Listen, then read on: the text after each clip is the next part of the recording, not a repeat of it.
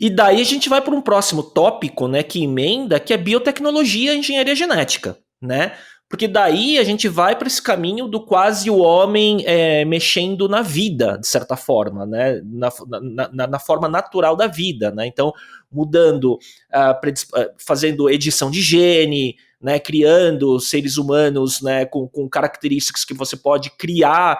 E daí você muda muita coisa, né? E aí você tem muitos não óbvios que derivam disso, inclusive religiosos e filosóficos, né? A gente tá falando do CRISPR, né? Por conta do livro até do Walter Isaacson, né? O último livro dele, que fala da Jennifer Doudna e por aí vai, né? Que é fantástico, né? Que como é que eles conseguiram tudo isso num custo baixo, né? De execução e tudo mais, né? Como é que você vê isso? Cara, para quem não tá por dentro, o CRISPR é uma maneira de edição genética, como se fossem umas tesourinhas genéticas, inclusive usadas agora nas vacinas aí com mRNA e tal, que basicamente você vai lá e corta um pedaço do DNA e consegue plugar ele em outro lugar.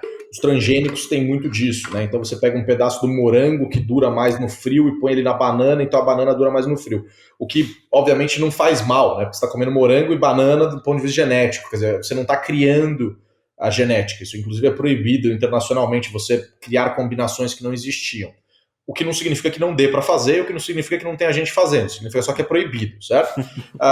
CRISPR são essas edições genéticas, elas são super baratas. Um kit de CRISPR hoje custa de 60 a 70 dólares. Você compra no eBay, lá nos Estados Unidos, e você recebe na sua casa, e aí tem N documentários mostrando isso, dos caras, por exemplo, fazendo um rato fluorescente, que é usando um negócio das algas fluorescentes no rato, que não faz mal pro rato, apesar de ser uma sacanagem, eu acho, pro bicho, mas se você olhar bem, o meu ponto central aqui é ter um fulano sem nenhum skill técnico, formação acadêmica tradicional, que consegue alterar o DNA de um animal, o que significa que é acessível. Um, e isso mexe um pouco para mim também com a questão do AI, né? E isso impacta nos trabalhos, que eu sei que é uma coisa que está na nossa pauta, mas o Não, bacana vamos também é juntar. como elas se conectam. Que é o seguinte, a gente teve várias revoluções industriais até hoje. E toda hora o pessoal fala, não, mas não tem problema, porque nós criaremos mais empregos, nós sempre criamos mais empregos. E é verdade, durante a história, depois a gente tem um hiato e depois a gente aumenta os campos de maneira muito forte. E ainda acontece isso. Eu discordo um pouco talvez, da corrente majoritária de que não, vai criar mais emprego. Eu acho que dessa vez a gente está num limiar um pouco diferente. Porque desde sempre a gente manteve uma das coisas que é o monopólio do pensamento. Ele sempre foi nosso. A gente sempre manteve isso com a Revolução Industrial, eletricidade, computador, todas elas.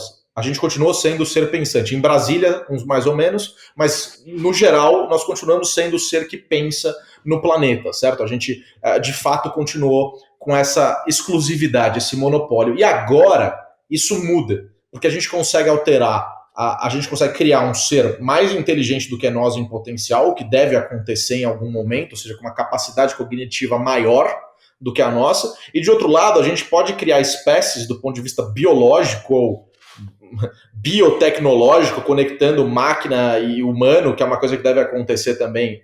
Já tem as tecnologias para isso, a gente não está falando de futuro, né? Falta elas serem refinadas e conectadas, mas elas já existem de maneiras desconexas.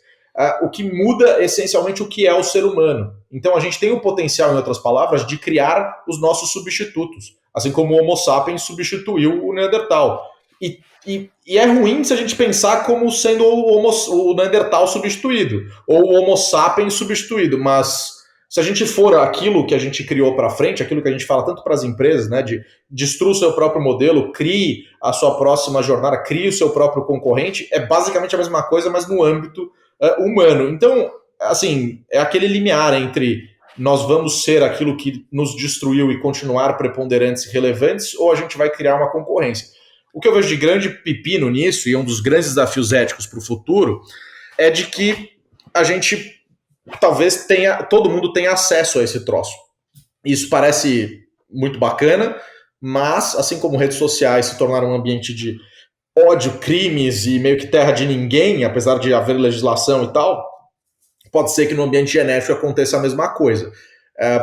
E aí vem o questionamento, que eu não tenho a resposta e jogo para você e para os demais, que é o seguinte: se a gente não consegue controlar isso, né, a gente não consegue fazer com que o uso seja ético, né, no sentido de não criar aí um X-Men, não criar aí uma aberração, porque aquelas coisas que a gente vê em filme provavelmente serão possíveis, né, quer dizer, deve acontecer em algum momento.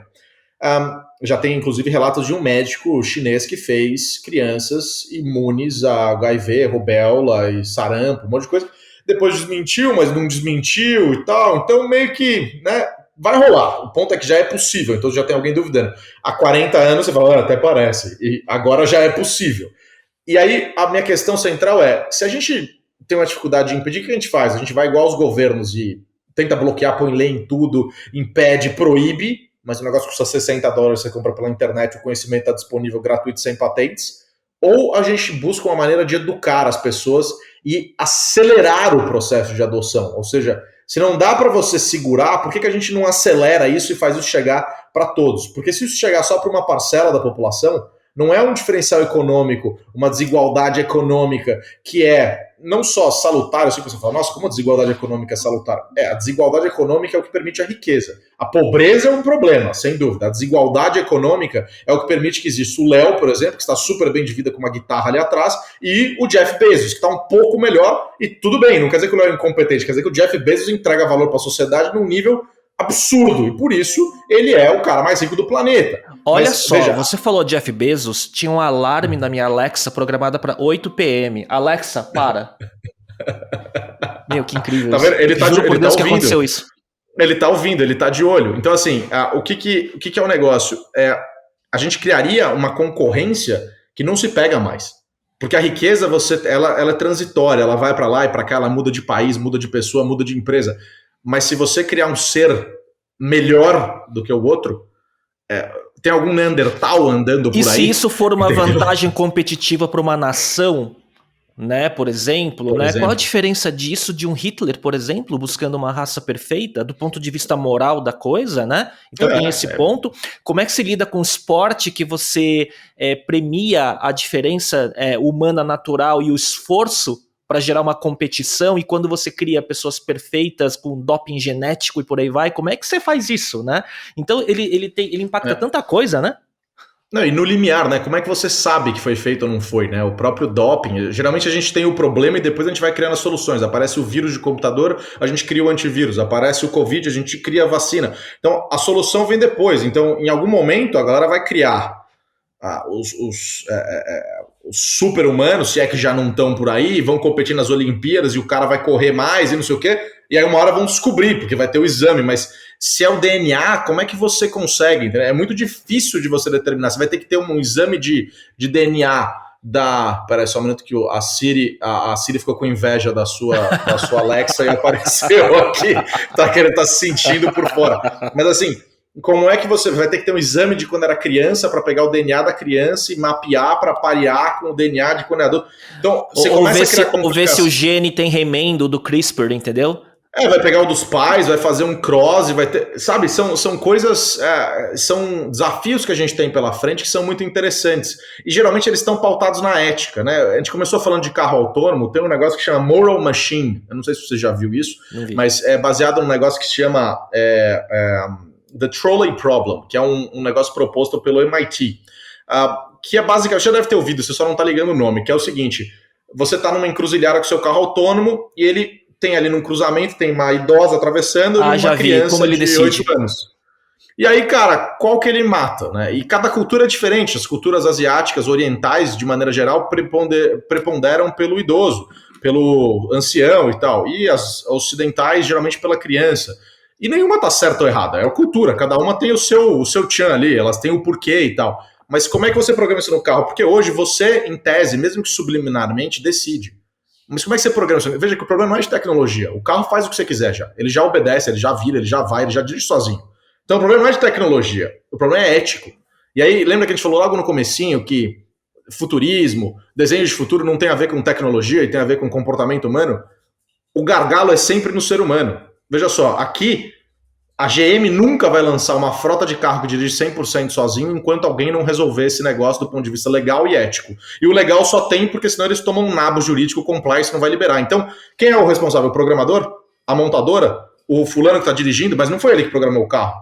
Então, a solução fácil é dar um waiver e você assina. Eu, Léo, topo o risco, se meu carro atropelar alguém, a culpa é minha. Mas não é bem sua, né? Porque não foi você que determinou. Então, como é que você atribui responsabilidade para algo que não foi você que decidiu? Você começa a criar complicações que são éticas E aí o meu ponto central aqui é, galera, se os desafios são éticos, não precisa ser um programador, não precisa ser um engenheiro, não precisa ser um... Pode ser um filósofo, pode ser alguém que não tem formação acadêmica, pode ser uma criança que resolva a solução. A equação para resolver isso vem de um aspecto humano que vai ser colocado dentro de uma máquina, e não a tecnologia.